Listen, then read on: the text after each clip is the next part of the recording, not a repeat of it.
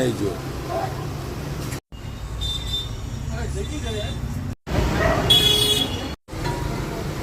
દાસોલી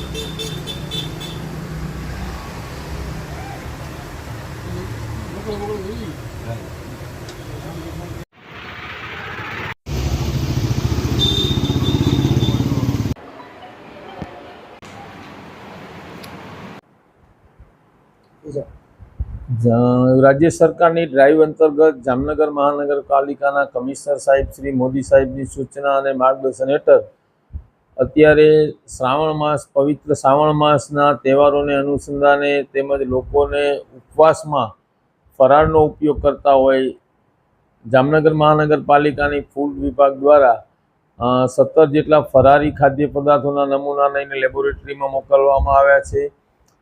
તેના રિઝલ્ટ આવેથી આગળની કાર્યવાહી કરવામાં આવશે। તદુપરાંત મહાકાલ ડેરીમાંથી દહીંનો નમૂનો જે ફેલ જતા તેને 20,000 રૂપિયા જેટલી એડ્યુકેટિંગ પેનલ્ટી કરવામાં આવેલ છે।